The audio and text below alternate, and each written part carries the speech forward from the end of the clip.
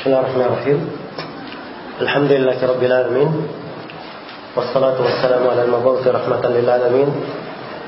Nabiyina Muhammad wa ala alihi wa sahbihi wa man tabi'ahum bi ihsanin ila yaumiddin. Amma ba'd.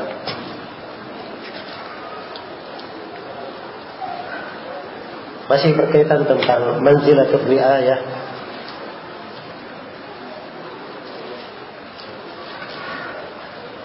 Manzilah riayah, penjagaan terhadap hakikat keimanan. Ya. Di dalam penjelasan manzilah ini, Syekh Abdul Rahman bin Nasir As-Sa'di memberikan syarah yang indah di dalamnya. Saya baca sedikit dari syarah beliau. Kata beliau, wa min a'zami ma yanbaghi mura'atuhu fil 'amali mashhadul ihsan. Dari hal yang terpenting untuk dijaga di dalam amalan adalah mashhad al-ihsan, tentang ihsan. Bagaimana itu? Kata beliau, wa huwa al-hirsu ala ita'il ibadah bihuduri qalbin wa jam'iyyatihi ala Allah, yaitu seorang bersemangat untuk melakukan ibadah tersebut dengan menghadirkan hati dan menyatukan hati itu menghadap hanya kepada Allah. Ini penjagaan, ya, ihsan. Di mana dia menjaga derajat ihsan ini ketika dia melakukan ibadah, dia berusaha pada ibadahnya itu dia lakukan dengan hati yang hadir, dan dia satukan hatinya hanya untuk Allah Subhanahu wa taala. Iya. Kata beliau, wa kadzalik mura'atu minnatillahi 'alal 'abd wa annahu yanbaghi lahu an yashkura Allah ala taufiqihi lidzalika al-amal a'zama syukrin. Demikian pula penjagaan terhadap anugerah kepemberian Allah kepada seorang hamba, dia jaga dengan bersyukur kepadanya. Di mana yang wajib terhadapnya adalah dia bersyukur kepada Allah yang memberikan taufik untuknya melakukan amalan itu. Kesyukuran yang terbesar. Ini penjagaannya dalam posisi kesyukuran. Kata beliau, kadzalika mura'atu al-khawfi war-raja' yakhafu min raddiha bi'ujubin aw riya'in aw takabburin biha wa adam qiyamin bihaqqiha aw ghairi dzalik. Demikian pula dia menjaga kondisi khauf dan raja'nya, di mana dia khawatir amalannya akan ditolak karena ada ujub, dia merasa bangga dengan dirinya, merasa bangga dengan amalannya. Amalannya ditolak karena dia ria, ingin dilihat orang, atau takabur karena bersombong terhadap orang lain, atau amalannya ditolak karena dia tidak tegakkan hak dari amalan itu, atau selain apa yang telah disebut dari perkara-perkara yang menyebabkan amalan ditolak. Dia mengkhawatirkan hal ini, menjaga kekhawatirannya tersebut. Dan ini pentingnya dalam ibadah. Demikian pula wa yarju qubulaha bi rahmati rabbih wa mannihi wa ihsanihi ilaihi alladhi min jumlatihi taufiquhu laha. Dan ia menjaga, dia mengharap amalan itu diterima. Kalau dia beramal, dia harap amalannya diterima. Dia jaga rasa harapan ini. Dia jaga rasa harapannya supaya dia selalu berada dalam rahmat Allah dan anugerah Allah. Ya. Dan ini semuanya dari taufik pada Allah Subhanahu wa taala untuk seorang hamba. Baik. Kemudian setelah itu penulis rahimahullah taala membawakan dua bait syair yang lainnya. Ya. Kata beliau dalam bait syair yang ke-16, azaful quluba عن الشواغل كلها qad farraghuha min siwar rahmani harakatuhum wa humumuhum wa uzumuhum lillahi la lil khalqi wasyaitani. Azaful quluba, mereka telah menyingkirkan hati-hati mereka anisyawagiri kulliha, dari segala yang menyibukkan. Qad farraguha min siwar rahmani, mereka telah mengosongkan hati-hati itu dari segala yang selain Allah. Iya, segala yang selain Allah Ar-Rahman.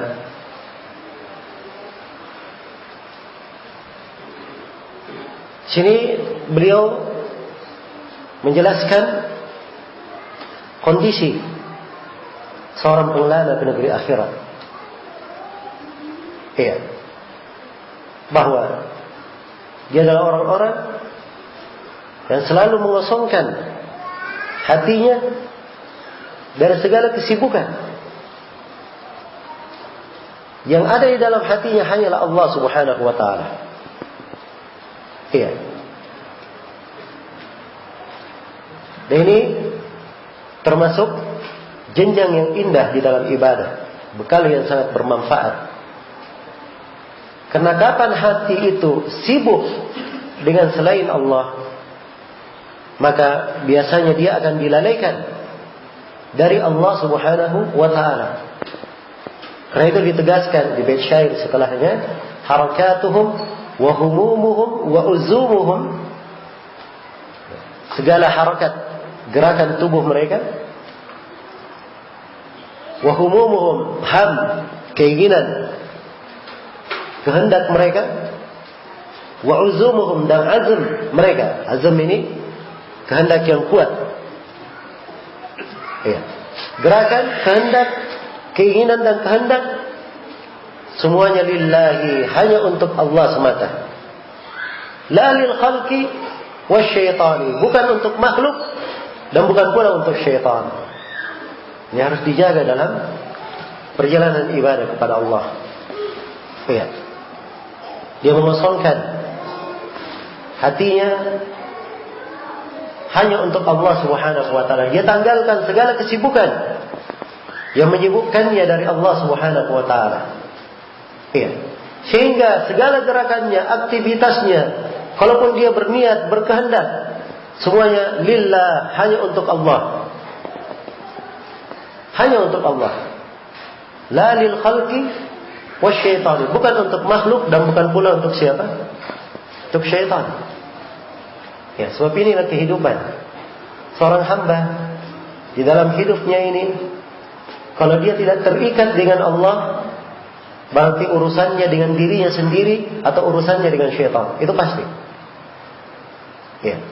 Karena itu keliru ya kalau dia mengatakan bahwa diri ingin bebas. Ya. Tidak ada kebebasan dengan makna tidak terikat dengan siapapun. Seorang muslim sudah diikat dengan ikatan yang indah, ikatan ibadah. Allah berfirman, "Wa ma khalaqatul jinna wal insa illa liya'budun." Tidaklah aku menciptakan jin dan manusia kecuali untuk beribadah kepadaku. Maka ini ikatan yang indah untuk seorang muslim dan muslimah. Iya. Dirinya diikat dengan ibadah. Kalau dia keluar dari ibadah ini, keluar dari ikatan ini, pasti dia akan masuk ke dalam ikatan syaitan atau diperbudak oleh dirinya sendiri. Iya. Karena itu kata Ibnu Al-Qayyim rahimahullahu taala, harabu minar riqqil ladzi khuliqu lahu fabulu bi riqqil anfusi wasyaitan. Mereka lari dari penghambaan yang mereka dicipta karenanya. Kita dicipta untuk menghamba kepada Allah. Tapi banyak manusia lari dari penghambaan ini. Akhirnya apa yang terjadi? Mereka pun ditimpakan musibah, menjadi hamba dirinya sendiri atau menjadi hamba syaitan. Menjadi hamba syaitan. Iya. Karena itu sini Syekh Abdurrahman bin Nasir As-Sa'di menjelaskan bahwa seorang pengelana ke negeri akhirat, mereka mengosongkan hati mereka dari segala yang menyibukkan mereka dari Allah, yang menjauhkan mereka dari keridhaan Allah. Dan ini kata beliau, adalah hakikat zuhud di dalam dunia.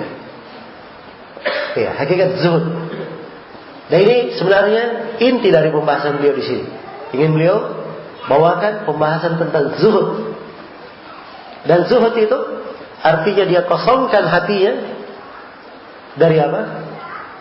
Dari hal yang menyibukkannya, menghalanginya berjalan kepada Allah Subhanahu wa taala. Ya. Hal yang menjauhkan dia dari ridha Allah. Itulah hakikat dari zuhud. Jadi bukan zuhud yang dipandang oleh sebagian orang. Zuhud itu dia misalnya pakaiannya sederhana. Sebagian orang sengaja, ya bajunya dia cari baju yang robek-robek kemudian dia tambal. Ya. Dan sebagiannya kadang dia sengaja makan makanan tertentu saja. Ya. Dengan alasan ingin zuhud, bukan zuhud yang seperti itu. Iya. Sebab Nabi SAW tidak melakukannya. Beliau berpakaian sederhana. Di waktu-waktu tertentu beliau juga berpakaian yang indah. Iya. Bahkan beliau kadang mendapatkan sebagian pakaian yang mahal dari Yaman. Beliau pakai menyambut tamu atau pakai untuk hari Id. Dan beliau adalah orang yang paling zuhud. Dan Nabi SAW juga, ya, dalam sejumlah riwayat pernah disebutkan beliau makan kambing, makan dari unta. Ya. Dan ini menunjukkan bahwa zuhud tidak berkaitan, ya, pada sedikitnya makanan atau pakaian atau yang semisal dengan itu. Tapi zuhud kaitannya dengan apa? Dia mengosongkan hatinya hanya untuk Allah. Segala hal yang memalingkannya dari Allah, menyibukkannya dari Allah, dia tinggalkan. Karena itu kalaupun ada harta di tangannya, itu hanya di tangannya saja, tidak berada di hatinya. Dan itulah zuhud. Iya. Karena itu sejumlah sahabat orang-orang kaya, seperti Abdurrahman bin Auf radhiyallahu taala anhu. Dan mereka adalah orang yang zuhud. Kekayaan hanya di tangannya saja, tidak di hatinya. Orang-orang yang giat beribadah kepada Allah. Dan dimaklumi bahwa Abdurrahman bin Auf adalah salah satu dari 10 orang sahabat yang dijamin masuk surga. Dijamin masuk surga. Iya. Maka ini penting untuk diperhatikan. Nah, kemudian kata Syekh, ya, bahwa tatkala hati sudah kosong, dia tanggalkan segala yang menyibukkannya dari Allah, melalaikannya.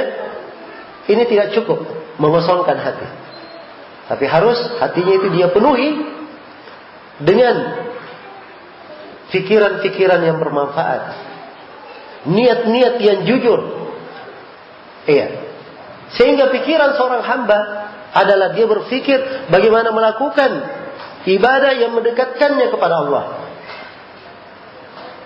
Pikirannya dia berpikir bagaimana dia belajar ilmu, dia ulangi ilmu itu, dia baca Al-Quran, dia tadabbur, dia berzikir, menghadirkan hatinya, berpikir bagaimana dia ibadah dengan ihsan, dia berpikir bagaimana menjauhkan ibadahnya dari ketergelinciran, dari kemaksiatan, dia perhatikan sifat-sifat Allah Ar-Rahman.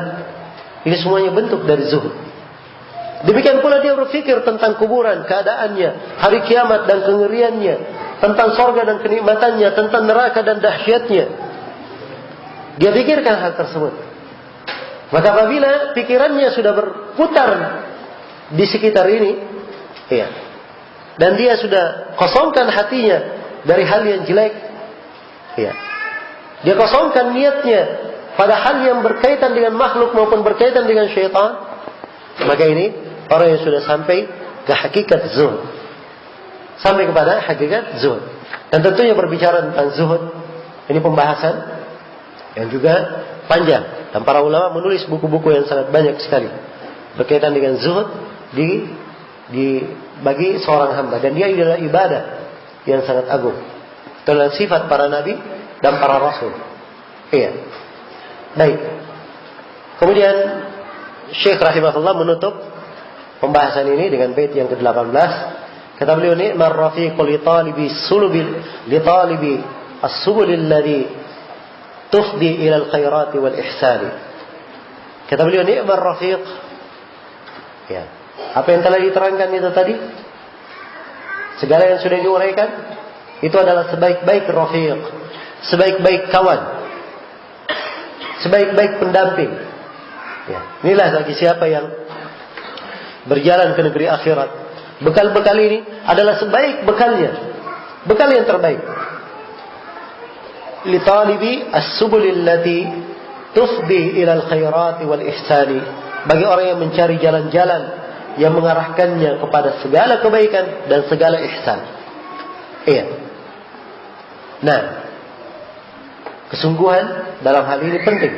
Dan Allah berfirman, "Walladzina jahadu fina lanahdiyannahum subulana." Orang-orang yang bersungguh-sungguh di jalan kami akan berikan untuknya hidayah menuju kepada jalan kami. Begitu tampak kesungguhan, ya, terlihat padanya kejujuran, terlihat padanya bekal-bekal, dia mempersiapkan bekalnya, maka Allah akan bukakan untuknya jalan-jalan yang mengantar hamba tersebut kepada segala kebaikan dan segala yang indah dan bernilai di sisi Allah Subhanahu wa taala. Iya. Karena itu apa yang diuraikan oleh Syekh rahimahullah di dalam buku ini dari kaidah-kaidah yang sangat bermanfaat, bekal-bekal yang sangat indah. Ya, sebenarnya penting untuk kita merenunginya. Dan harusnya setiap pembahasan yang disebutkan oleh beliau kita menguraikannya lebih luas dan lebih panjang.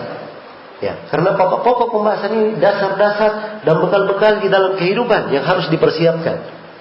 Kapan kita tidak memilikinya, pasti kehidupan ini akan terjadi kekurangan atau terjadi kegalauan di dalamnya atau akan terjadi hal yang membahayakan kehidupan. Iya. Dan waktu membatasi kita karena memang pembahasannya untuk di materi ini kita nggak bisa terlalu banyak meluas menguraikannya. Hanya saja saya berharap dari uraian-uraian ini, ya, dari rincian bekal-bekal yang disebut oleh Syekh rahimahullah, kita bisa mengambil poin-poin. Dari poin-poin tersebut menjadi catatan-catatan di dalam kehidupan kita. Ya, jadi sudah dia catat. Saya untuk berjalan ke negeri akhirat saya perlu bekal ikhlas, bekal mutabah, bekal raja, bekal khauf, bekal mahabbah, ya, bekal kesabaran, bekal ridha, bekal kesyukuran, bekal ar-ri'ayah dan seterusnya dari bekal-bekal yang disebut oleh Syekh. Dia sudah catat semuanya. Ya. Maka berlalu hari-hari ini hendaknya kita hiasi dengan memandang bekal ini sejauh mana kita telah mempersiapkannya, telah menyempurnakannya, mempelajari bekal-bekal tersebut. Iya. Dan setiap dari bekal ini ada keindahan-keindahan di dalamnya. Ada pembahasan-pembahasan yang sangat penting untuk diperhatikan. Semoga Allah Subhanahu wa taala melapangkan untuk kita semua ilmu yang bermanfaat dan selalu membukakan untuk kita semua amalan yang salih.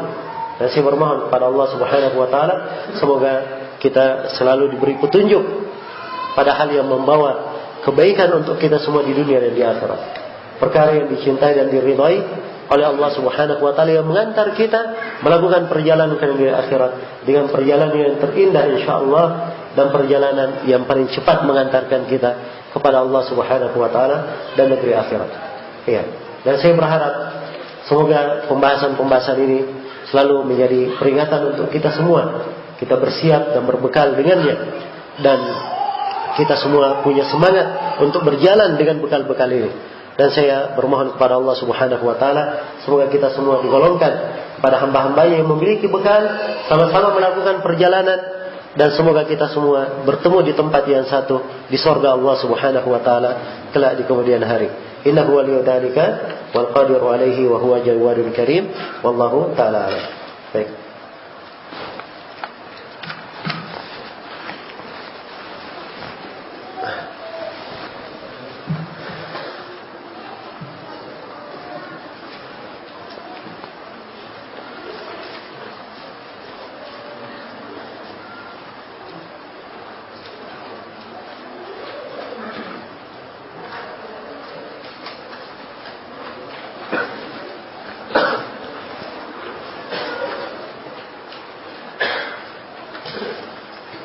Generasi umat Islam amalannya tidak bisa menandingi amalan sahabat Rasulullah sallallahu alaihi wasallam. Apakah kedudukannya di surga nanti bisa setingkat dengan kedudukan para sahabat? Ya, di dalam hadis Rasulullah bersabda, "Al-mar'u ma'a man ahabba." seseorang itu bersama siapa yang dia cintai. Ya. Dan zahir dari hadis menunjukkan kebersamaan. Ya, kalau semuanya berada di sorga, semuanya berada di sorga. Ya. Dan dipastikan semuanya berada di sorga. Adapun kesamaan dalam kedudukan dan tingkatan, ya, tidak tertutup kemungkinan. Hal yang kita harapkan, semoga hal tersebut diberikan kepada siapa yang cinta kepada sahabat Rasulullah Sallallahu Alaihi Wasallam.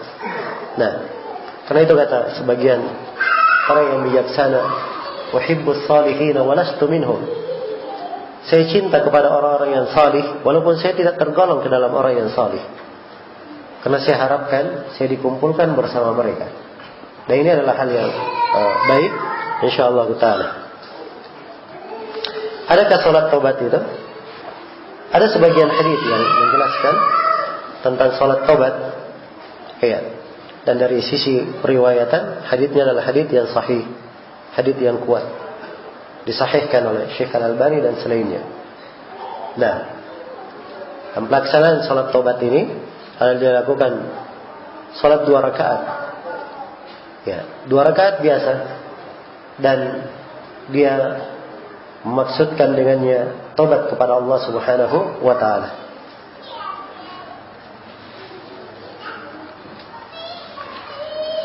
Apakah mengucapkan bismillah sudah merupakan zikir kepada Allah? Bismillah bagian dari zikir, sebab dia menyebut nama Allah dengan nama Allah. Nah, kalau dia baca hal tersebut, dia baca tasmiyah pada hal yang disyariatkan ketika akan makan dan minum misalnya, atau ketika akan masuk masjid, ya, atau ketika dia akan masuk WC, dari tempat-tempat yang disyariatkan membacanya, maka itu bentuk dari zikir. Dia doa, ya, zikir. Nah, dan apabila dia di tempat yang sudah dijelaskan oleh syariat disyariatkan, maka itu bentuk dari ibadah khusus sudah. Dan insyaallah taala nilainya lebih.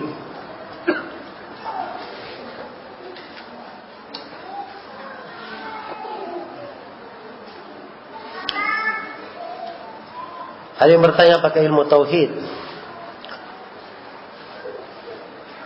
yang kita pelajari selama ini, baik dalam hal pembagiannya dan sebagainya, juga diajarkan oleh Rasulullah kepada para sahabatnya saat itu? Ya jelas ya. Ini adalah hal yang diajarkan oleh Nabi Sallallahu Alaihi Wasallam. Ya, nah mungkin para ulama kita, ya, menyampaikan sesuatu yang tidak diajarkan oleh Nabi. So, kalau tidak diajarkan oleh Nabi itu namanya apa? Namanya bid'ah. Ya, dan bid'ah itu tidak diterima. Dan pembagian tauhid menjadi 3, tauhid rububiyah, uluhiyah, asma wa sifat. Itu ada dalam pengajaran Nabi. Ya, walaupun misalnya dengan penyebutan terbagi 3, tidak ada penyebutan waktu itu terbagi 3, sebab sudah dimaklumi. Sudah dimaklumi. Sama misalnya dalam buku fikih, para fuqaha berkata rukun salat ada 14, kewajiban salat ada 8. Ya. Rukun haji ada 4, kewajiban haji ada 8. Itu apa, dari mana? Nabi pernah mengucapkan seperti itu? Hah? Jawabannya tidak pernah. Nas dalam hadis diucapkan. Tapi ini diringkas, disimpulkan oleh para ulama, dikatakanlah bahwa kesimpulannya rukun salat misalnya 14. Jelas ya? Agar supaya apa? Mudah diingat oleh orang yang belajar. Ya. Dan ilmu itu dibuat untuk dimudahkan. Nah, demikian pula tauhid, untuk memudahkan, maka dikatakan tauhid terbagi 3. Dan ini pembagian tauhid menjadi 3 tidak keluar dari seluruh pembahasan tauhid yang dibahas oleh para ulama dari masa para sahabat hingga hari ini. Dan tidak ada yang menyelisihinya dari para ulama, tidak ada silang pendapat dalam pembagian tersebut. Karena itu kalau ada yang mengatakan bahwa ini pembagian hanya rekayasa sebagian ulama saja, ini adalah kedustaan terhadap ilmu dan kepada para ulama. So ini pembagian sudah berjalan. Iya. Di surah Al-Fatihah saja, ya, kalau kita baca Alhamdulillahirabbil alamin. Ini apa ini? Tauhid apa? Tauhid rububiyah. Ar-Rahmanir Rahim, tauhid apa? Hah? Tauhid asma wa sifat. Maliki yaumiddin. Hah? Masih berkaitan dengan asma wa sifat. Iyyaka na'budu wa iyyaka nasta'in. Berkaitan dengan uluhiyah. Ini tauhid. Semuanya ada di dalam surah Al-Fatihah. Ya. Jelas ya? Jadi kandungan makna tidak keluar sama sekali. Baik.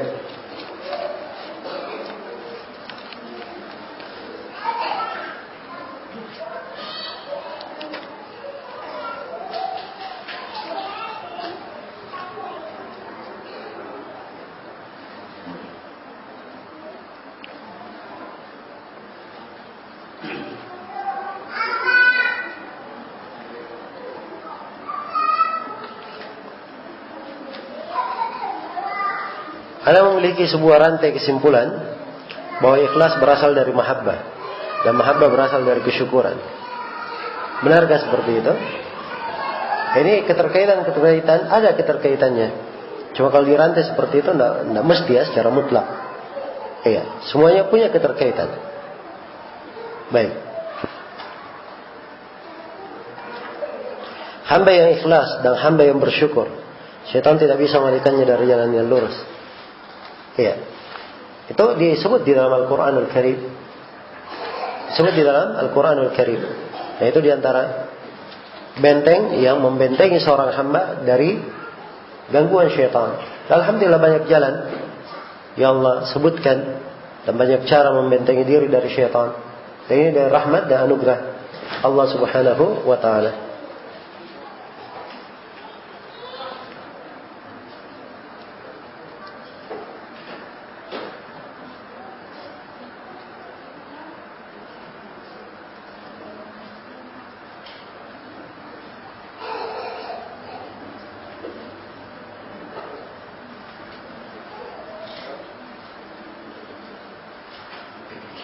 Istri Anda dulu minta salah satu maharnya berupa uang receh yang disusun menjadi Bismillahirrahmanirrahim, kemudian digantung di dinding. Ya, apa hukumnya? Itu nggak pantas ya. Kalau dia minta mahar seperti itu, sepanjang maharnya sudah diberikan, sudah selesai tanggung jawabnya. Hanya saja rangkaian ya Bismillahirrahmanirrahim dirangkai dari hal yang seperti itu adalah perkara yang tidak cocok. Kemudian menggantung kalimat-kalimat dzikir seperti itu juga adalah hal yang kurang tepat. Sebab kalimat-kalimat dzikir bukan untuk dipajang, ya, hanya sekedar dilihat, menjadi hiasan. Karena saking seringnya dilihat, kadang-kadang ya, tidak bermakna lagi melihatnya. Dan ini bukan pengagungan terhadap Al-Quran maupun kalimat-kalimat dzikir. Dan Allah Subhanahu wa taala telah berfirman, "Dzalika wa may yu'azzim sya'airallah fa innaha min taqwal qulub." Demikian bagi siapa yang mengagungkan syiar-syiar Allah, sungguhnya itu berasal dari ketakwaan di dalam hati. Ketakwaan dalam hati menyebabkan seorang mengagungkan simbol-simbol Allah Subhanahu wa taala. Ya, dan tidak pernah disebut dari Nabi dan para sahabat yang melakukan hal yang seperti itu. Karena itulah saya nasihatkan kepada akhi yang bertanya agar supaya hal tersebut tidak dipajang atau tidak dipasang, ya. Dan kalau uang recehannya dimanfaatkan itu lebih bagus.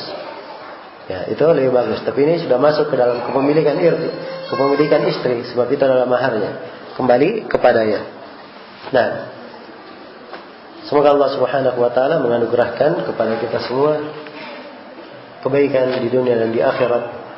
Ya, diberikan keturunan-keturunan yang saleh yang bermanfaat untuk kita semua di dunia dan di akhirat.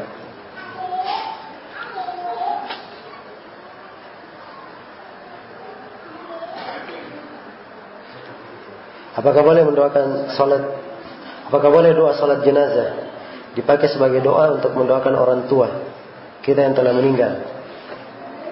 Ya boleh saja doa salat jenazah itu dia doakan misalnya untuk orang tuanya walaupun sudah berlalu, sebab kandungan dan maknanya adalah mungkin untuk diucapkan bagi siapa saja yang sudah meninggal.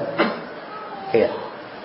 Hanya saja ya sebaiknya dia melakukannya selang-seling, ya bukan kontinu terus-menerus dengan satu doa, karena mendoakan pengampunan dan kebaikan untuk orang tua bisa dengan banyak konteks. Bagaimana cara berzikir dengan jari sesuai dengan sunnah setelah salat wajib? Haditsnya adalah hadits Abdullah bin Amr bin As, riwayat Imam Ahmad dan Ashabus Sunan. Kana Nabi sallallahu alaihi wasallam ya'kidu tasbih biyadihi. Adalah Nabi sallallahu alaihi wasallam beliau menghitung tasbih dengan tangannya. Ya'kid dalam bahasa Arabnya aqada, itu melingkarkan dalam bahasa Arabnya aqada. Kalau diginikan itu aqada namanya. Diginikan aqada. Tapi kalau dihitung di ruas-ruas jari, ini bukan aqada dalam bahasa Arab. Jelas ya? Jadi ya'kid adalah apa? Melingkarkan. Nah, Itu dikatakan aqadah. Ya, kalau dia berzikir menghitung pakai jari dalam bentuk melingkarkan, ya, maka itu sudah dikatakan aqadah. Baik. Kalau dia ingin hitung dengan ruasnya, kita tidak melarang. Hanya saja saya ingin memberikan makna yang tepat untuk hadits. Karena haditsnya apa? Ya'kidut tasbih, dari kata akad. Ya, maka cara menghitungnya dia gini kan, atau dia naikkan sedikit, yang penting masih bentuk lingkaran, terserah dia ingin membentuk kaifiat bagaimana dalam menghitung hitungannya. Iya.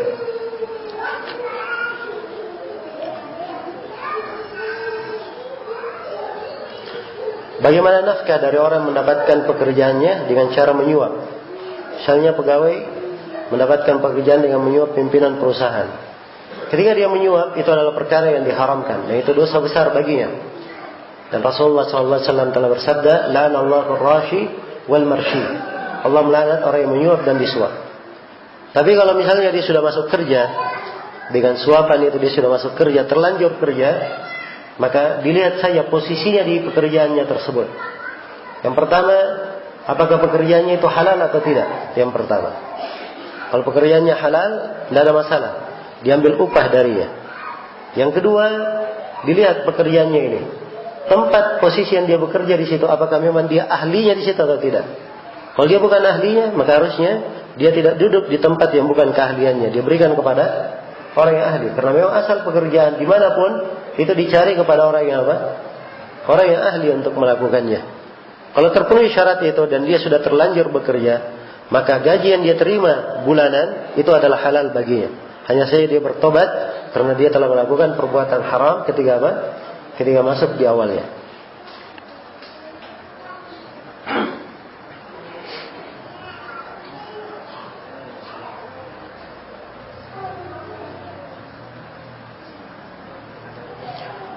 Biasanya di bulan Rajab ini kampung saya mengadakan kegiatan Isra Mi'raj. Bagaimana sikap saya bila diundang? Pada acara tersebut tidak ada syariatnya. Ya, kalau sudah tahu tidak ada syariatnya, ya, maka seorang jangan mendekati perkara-perkara yang apa? Akan menjatuhkannya ke dalam kesalahan. Ya. Dan umumnya kegiatan-kegiatan yang seperti ini walaupun ada undangan, soal itu tidak mesti untuk hadir. Iya. Dan kalau ingin menjaga hubungan dengan orang lain, menjaga hubungan dengan masyarakat, itu bisa dilakukan dengan cara yang luas, dengan banyak cara. Tidak harus kita menuruti kegiatan-kegiatan keliru yang dilakukan. Menjaga hubungan bisa dengan banyak cara. Iya. Baik. Tapi bukan artinya seorang tidak hadir dalam kegiatan yang seperti ini, kemudian akhirnya dia menjauh dari masyarakatnya, ya, tidak bergaul sama sekali. Ini juga tidak tepat. Karena kebanyakan manusia di masa ini dalam keadaan jahil, tidak mengerti agama. Kalau orang yang mengetahui agama tidak mengajarkan kepada manusia yang benar, kapan orang-orang yang tidak tahu bisa mengetahui hal yang benar? Ya, sebagaimana dia cinta kebaikan untuk dirinya, dia kenal kebenaran, hendaknya dia cinta kebaikan dan kebenaran itu juga untuk orang lain. Ya, dia berusaha untuk memberi nasihat, mengajarkan kepada kebaikan.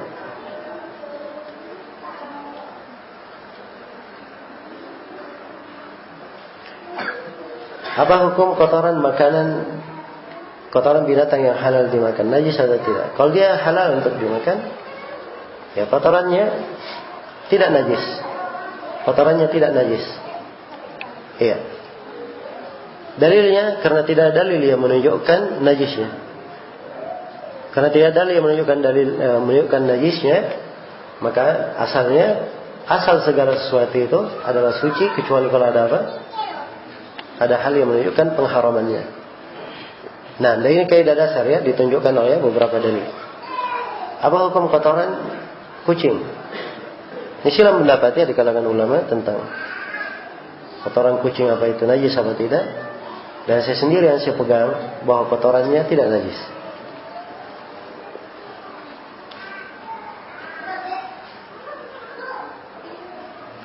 Jika iman bisa naik dan turun, apakah derajat ihsan juga bisa naik dan turun?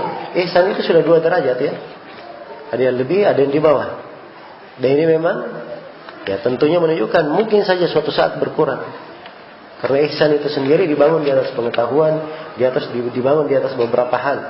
Apabila terjadi kekurangan, maka mungkin saja terjadi kekurangan padanya.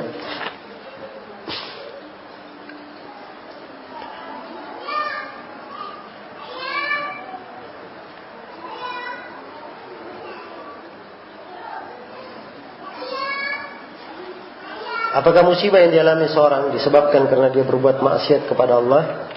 Apakah seorang muslim yang berbuat maksiat pasti akan mendapatkan musibah? Ya, musibah itu beraneka ragam.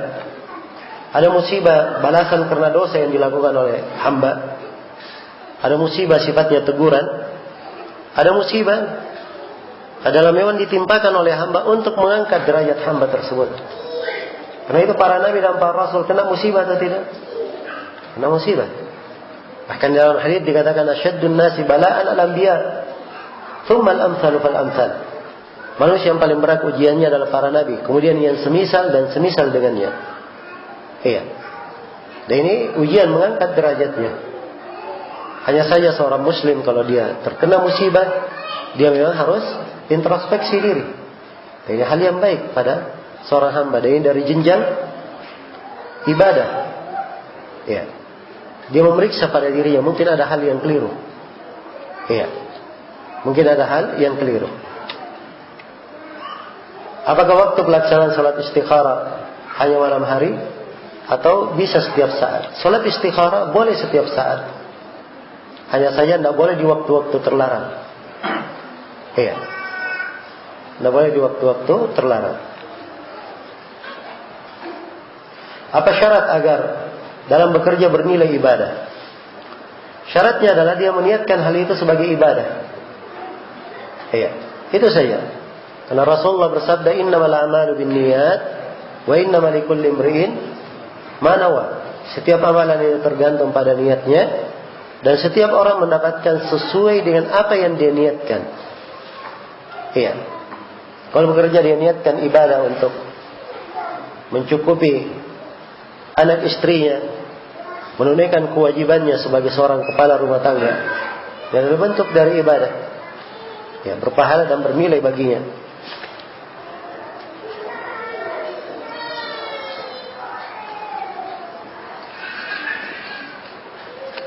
Apakah bersedekah dalam sholat tidak boleh meletakkan tangan di bawah pusat? Ini sudah kita bahas ya di daurah sebelumnya tentang sifat sholat, bahwa di dalam meletakkan tangan itu ada keluasan. Boleh di atas dada, boleh di perut, boleh di bawah perut. Ya, sebab memang hadits-hadits yang menjelaskan tentang di mana letaknya semuanya ada kelemahan. Karena semuanya ada kelemahan, dan yang kuat bahwa Nabi hanya meletakkan tangan kanan di atas tangan kiri, maka asalnya ada keluasan dalam hal ini. Ada keluasan. Iya. Apakah salat gaib disyariatkan? Ya, ini ada silang pendapat di kalangan ulama, dan yang benarnya bahwa salat gaib itu adalah hal yang dibolehkan di kondisi yang Nabi SAW melakukannya. Karena Nabi melakukan salat gaib ini pada satu kejadian saja, yaitu ketika Raja Najasyi meninggal. Dan Raja Najasyi ini dia masuk Islam, tapi keislamannya dia sembunyikan. Kaumnya Nasrani, disembunyikan keislamannya. Begitu dia meninggal, maka kaumnya masih menyangka dia apa? Dia Nasrani, diurus oleh mereka. Para sahabat pun tidak ada yang mengurusnya, mengurus Najasyi. Jelas ya? Maka Nabi SAW di hari meninggalnya Najasyi, beliau berdiri melakukan salat gaib untuk Najasyi.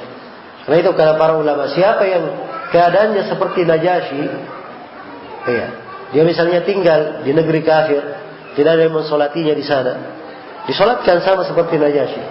Atau dia adalah orang yang kedudukannya seperti Najasyi, ya, seorang tokoh di tengah manusia, maka tidak ada masalah disolatkan salat gaib. Karena itu sebagian ulama, kalau ada pemerintah, pemimpin meninggal, disolatkan gaib tidak ada masalah. Ada ulama besar meninggal, disolatkan salat gaib tidak ada masalah, sebab mereka adalah simbol-simbol di tengah umat. Dan ini pendapat cenderung dikuatkan oleh Syekh bin Baz rahimahullah untuk kondisi ini. Adapun yang biasa kita lihat di masyarakat kita, ya, salat gaib terlalu luas pembawaannya. Ya, si mayitnya sudah disolatkan di negerinya, banyak orang yang mensolatkan, Ada anaknya di negeri lain, diajak orang untuk salat gaib bagi orang tuanya. Dan ini keliru ya, sebab ini keluar dari apa? Makna pensyariatan salat gaib yang dilakukan oleh Nabi Sallallahu Alaihi Wasallam.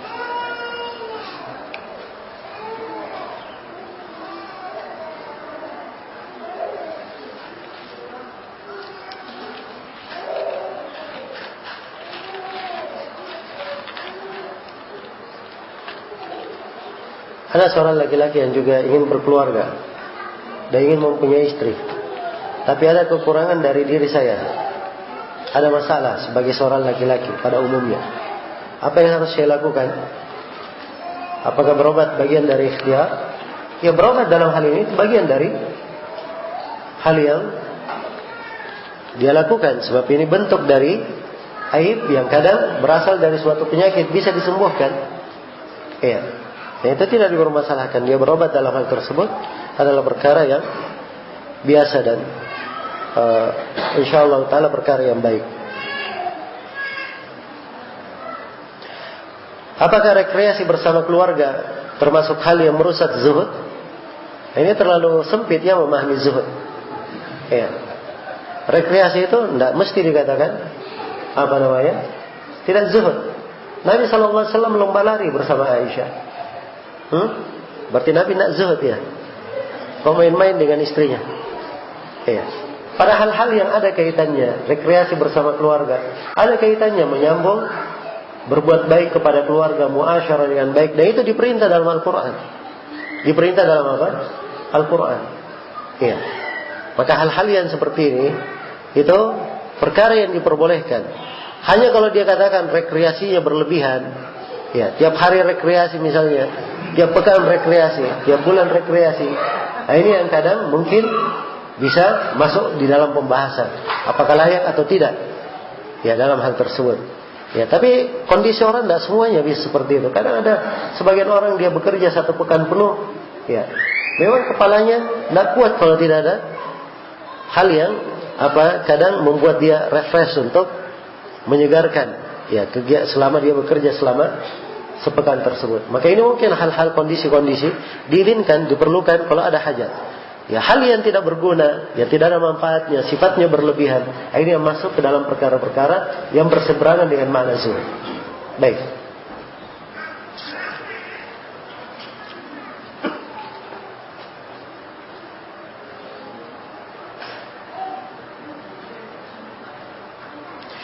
Apakah dalam berkeluarga seorang tidak boleh terpisah dengan orang tuanya atau harus hidup terpisah dengan orang tuanya? Tidak ada ketentuan yang pasti dalam hal ini. Ya, hanya diperintah kepada seorang anak untuk berbakti kepada orang tuanya.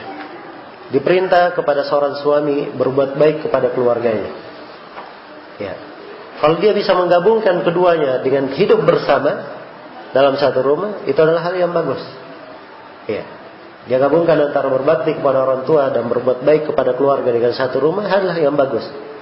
Tapi kalau dia berbakti kepada orang tua dan berbuat baik kepada keluarganya, mengharuskan dia dengan pisah rumah, itu juga adalah hal yang bagus. Semua memang kondisi manusia berbeda-beda. Ada yang manusia kalau dia pisah rumah rukun, tapi kalau satu rumah tidak rukun. Ya. Dan ada sebagian manusia lebih cocok kalau satu rumah. Dan keadaan manusia berbeda di dalam hal ini. Ya, dan seorang suami sebagai seorang anak memiliki orang tua, ya, dia memiliki tanggung jawab dan semuanya hendaknya dia lakukan ya sebagaimana mestinya.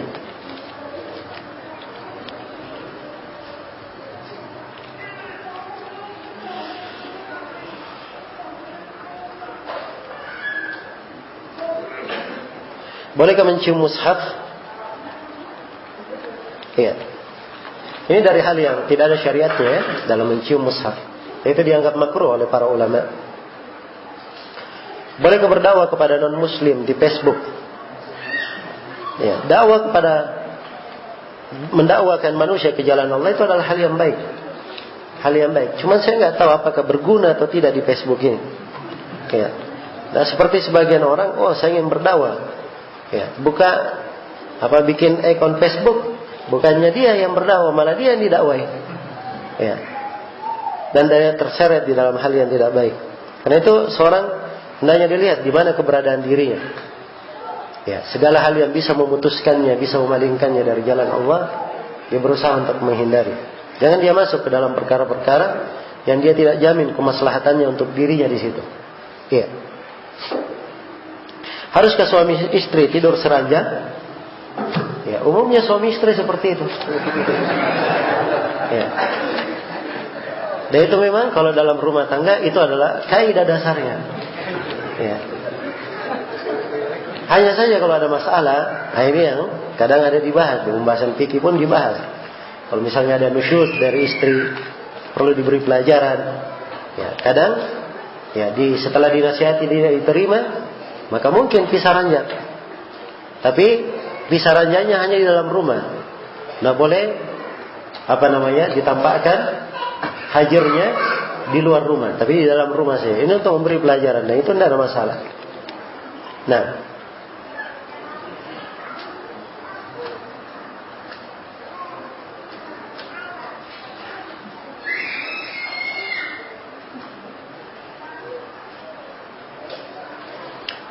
apakah dibolehkan bagi musafir untuk menjamak sholat, misalnya sholat asar dijamak di waktu duhur, sedangkan hingga waktu asar si musafir masih ada dalam masjid? Kalau dia masih mengetahui bahwa dirinya akan berada di masjid hingga duhur, hingga asar, ya, maka sebaiknya dia tidak menjamak, karena tidak ada keperluannya menjamak. Pada datang waktu asar dia akan sholat asar lagi, dan jamak itu rukhsah ya kalau diperlukan. Ya. Tapi kalau misalnya dia musafir, dia jamak karena mungkin saja akan keluar, tapi ternyata setelah dia jamak, ya tidak jadi keluar misalnya, dia hadir tetap di masjid, maka di kondisi yang seperti ini, siapa yang sudah sholat dan dia hadir di waktu sholat di masjid, dia wajib untuk sholat lagi. Ya. Dan sholatnya di sini dihitung sholat sunnah, dihitung sholat sunnah. Tapi dia wajib hadir karena dia berada di masjid, keberadaannya di masjid, tidak boleh dia duduk di belakang. Ya, karena Nabi SAW sangat marah melihat dua orang yang duduk di belakang, tidak hadir sholat bersama Nabi. Ketika dipanggil dan ditanya keduanya, alasannya kami sudah sholat di rumah kami. Maka Nabi berkata, la taf'ala, jangan kalian berdua mengulangi lagi. Kalau kalian sudah sholat di rumah kalian, sholatlah kalian bersama imam. Dan itu dihitung sebagai sholat sunnah bagi kalian. Apa hukum wanita sholat Jumat? Perempuan tidak ada kewajiban menghadiri sholat Jumat.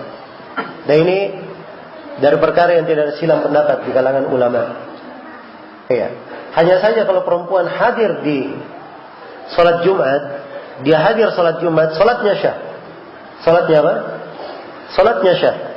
Ya. Dan kebolehan dia hadir di masjid pada hari Jumat ini apabila ada tempat memang untuk perempuan dan tidak bercampur baur dengan laki-laki. Tidak bercampur baur dengan laki-laki. Tapi kalau tidak ada tempat dan jalannya juga akan membuat dia berdesakan dengan laki-laki, maka ini adalah hal yang tidak disyariatkan bagi perempuan. Karena sholatnya di rumahnya itu lebih afdal. Iya, itu lebih afdal. Jangankan di masjid biasa, di masjid Nabi saja, ya Nabi bersabda, "Salatukunna fi buyutikunna khairun min salatikunna fi masajidikunna." Salat kalian wahai para perempuan di rumah-rumah kalian itu lebih baik daripada salat kalian di masjid-masjid khusus bagi kalian. Dan salat kalian di masjid-masjid khusus bagi kalian itu lebih baik daripada kalian salat di masjid kaum kalian. Ya. Padahal Nabi mengucapkan ini, ada masjid beliau, Masjid Nabawi. Beliau tetap menganjurkan perempuan salat di mana? Salat di rumah. Yang menunjukkan bahwa utamanya bagi perempuan adalah sholat di rumah. Cuman kalau dia ingin hadir di masjid, tidak boleh dilarang. Karena Rasulullah bersabda dalam hadits Ibnu Umar riwayat Bukhari dan Muslim, "La tamna'u ima Allah masajid Allah." Jangan kalian melarang hamba-hamba perempuan Allah, jangan kalian larang hamba-hamba perempuan Allah untuk menghadiri masjid-masjid Allah. Kita tidak boleh melarang. Hanya kita anjurkan supaya dia sholat di rumah.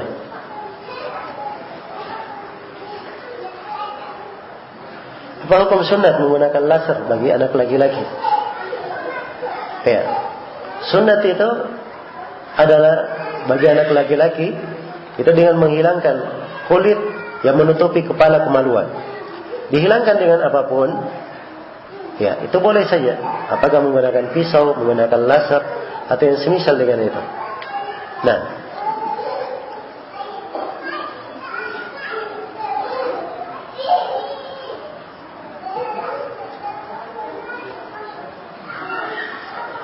bolehkah tidak menjalankan amanah kakek untuk meneruskan usaha beliau demi keutuhan keluarga besar? Ya boleh saja ya, tidak ada masalah. So, kalau dia diberi amanah misalnya menjalankan sebuah usaha, nah berarti itu adalah hak yang diberikan untuknya. Jadi kalau dia gugurkan haknya karena dia ada kemaslahatan supaya keluarganya misalnya tidak cekcok, tetap utuh, adalah hal yang bagus, tidak ada masalah.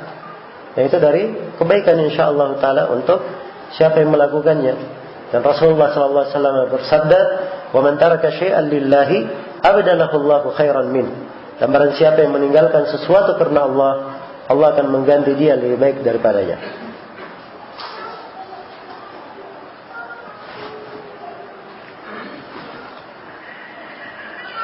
Bagaimana cara menghilangkan gambar bernyawa? Gambar bernyawa. Apakah hanya dihapus mata, hidung, dan mulutnya saja? Tidak, jangan. Kalau dihapus mata, hidung, mulutnya masih kelihatan ya. Tapi yang ada itu dipotong kepalanya, dihilangkan kepalanya, itu sudah cukup. Kecuali kalau pada gambar itu ada bentuk dari aurat yang ditampakkan, maka harus dihapus semuanya.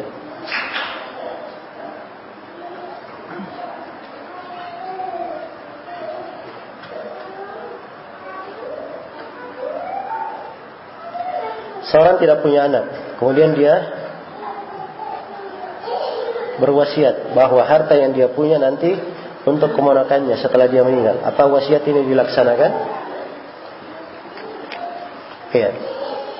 Dia tidak punya anak, tapi bukan artinya dia tidak memiliki ahli waris. Ya.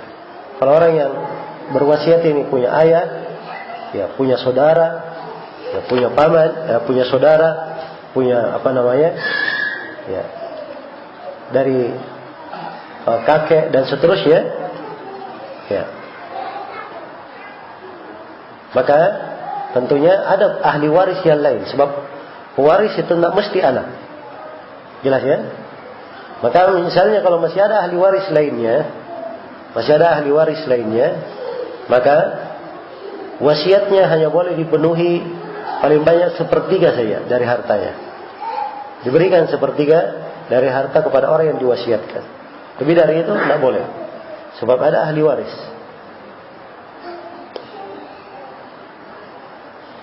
Apakah boleh berobat dengan air kencing?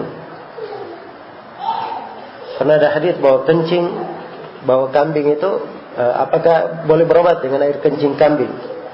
Karena ada hadis bahwa kambing itu barokah. Ya, bagaimana caranya? Kambing barokah. Ya kalau begitu makan aja tainya. Ya, kambing itu barokah kan? Ya.